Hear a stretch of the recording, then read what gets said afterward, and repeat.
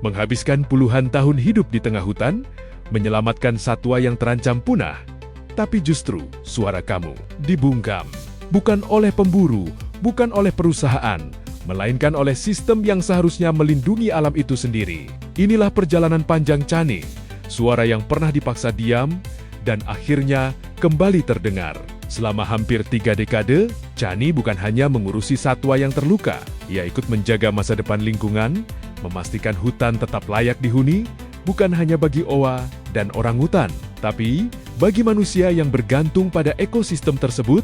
Namun, idealisme itu berkali-kali berbenturan dengan kebijakan yang membuat langkahnya tersendat. Ia mengaku menghadapi tantangan yang bukan sekadar rumit, tetapi sistemik. Bukan cuma urusan izin yang diperlambat atau prosedur yang berbelit, namun tekanan langsung dari kementerian di masa lalu. Tekanan yang membuat organisasi konservasi seperti Kalaweit tidak hanya sulit bergerak, tetapi juga sulit berbicara. Chani menyebut masa 9 tahun tertentu sebagai periode paling berat. Ia mengatakan mereka bukan hanya diabaikan, tetapi juga mengalami tekanan yang membatasi aktivitasnya. Izin konservasi tidak diperpanjang, dan mereka bahkan dilarang mengunggah kondisi lapangan ke media sosial jika dirasa tidak disukai.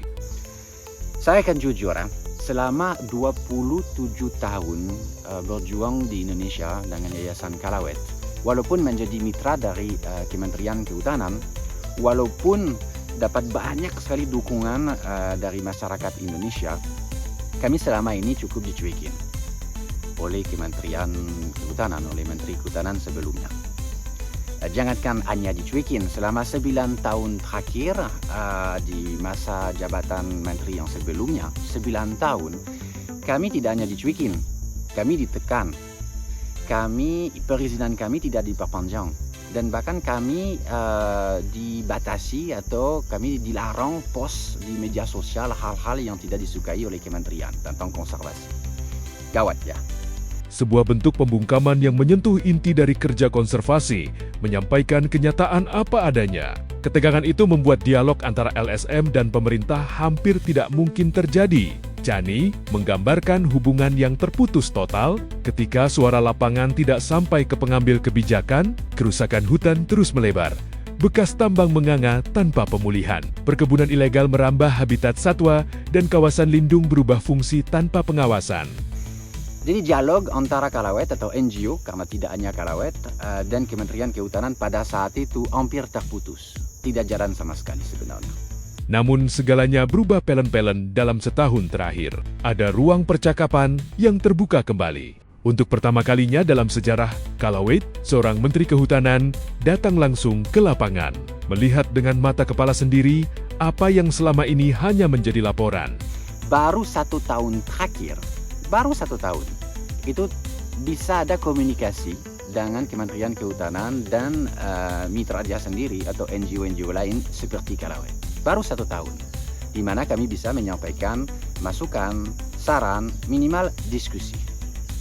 Dan baru kemarin Pak Menteri Kehutanan datang ke sini, dan itu menjadi momentum di mana beliau mau mendengarkan secara langsung masukan, saran, sudut pandang dari Kalaweit tentang situasi alam di sini, tetapi masukan juga tentang strategi untuk melindungi misalnya kawasan konservasi, menggunakan pesawat ringan misalnya. Chani bahkan mengajak sang menteri terbang dengan pesawat ringan, menunjukkan dari udara bagaimana hutan yang dulu hijau, kini dipenuhi lubang-lubang besar bekas tambang, serta deretan sawit yang menjulur jauh melewati batasnya. Dari ketinggian itu, kerusakan tampak telanjang, tak bisa lagi ditutupi oleh laporan dan angka. Momen itu menjadi titik balik. Pertama kalinya mereka bisa berbicara empat mata, tanpa batasan, tanpa tekanan. Sebuah percakapan yang menurut Chani seharusnya sudah terjadi bertahun-tahun lalu. Saya ajak pun beliau terbang untuk melihat dari atas lubang batu bara yang tidak direklamasi di mana-mana, sawit yang tumbuh di kawasan hutan. Ini bekas tambang tidak pernah ditutup, batu bara jadi danau. Ini nanti bisa kita data ini dengan pesawat reklamasi, koordinatnya berapa, betul, PPKH punya siapa. Hutan yang sekunder itu karena terbakar di 2015 ada 400 hektar. Kami udah bebasin juga, dan disitulah pakai pesawat yang kami lempar buah. segala itu untuk membantu regenerasi buah dan biji-bijian. Sudah ada perubahan belum? Mulai kelihatan kelihatan karena itu sudah ada kanopi dan vegetasi kan, bukan blank. Kanopinya sekitar 11 meteran. Jadi tanah suburnya di bawah udah ada.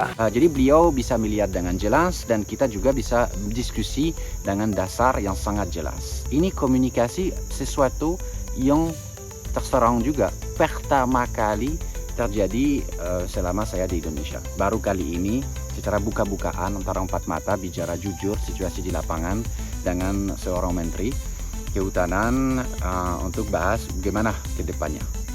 Meski begitu, ia sadar bahwa memperbaiki kerusakan puluhan tahun tidak bisa diselesaikan hanya dengan satu kunjungan atau satu dialog. Tentu saja itu melahirkan di kami sedikit optimisme karena fungsi NGO memang harus berbuat nyata di lapangan seperti program kami dengan masyarakat di sini misalnya atau di Sumatera Barat, harus teriak tetapi tidak asal teriak dan tidak hanya teriak. Pada saat tertentu kita harus mampu juga memberi saran, masukan, solusi bagi siapa saja, apalagi kepada seorang menteri yang bisa mengambil kebijakan.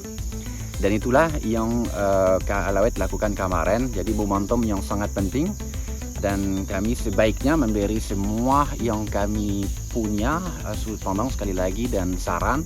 Pesannya kemudian berubah menjadi pengingat. Kerusakan alam memberi sinyal yang tidak lagi halus.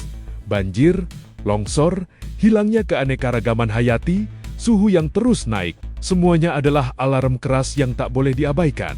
Tapi kami juga menyadari mau Pak Menteri, mau NGO yang terlibat, sendiri tidak akan bisa berbuat apa-apa. Harus ada penegakan yang jauh lebih dengan instansi terkait karena banyak kegiatan ilegal juga yang merajalela.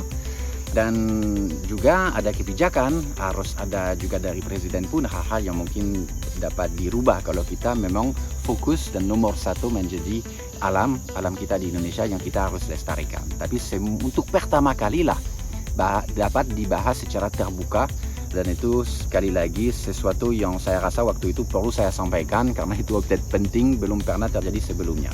Kita akan lihat ke depan akan terjadi seperti apa. Apabila Yayasan Kalawet dibutuhkan, kami akan siap membantu kalau benar-benar ke arah yang kami rasa itu tepat untuk konservasi. Tapi kita harus juga ingat, kerusakan terjadi itu selama beberapa dekade.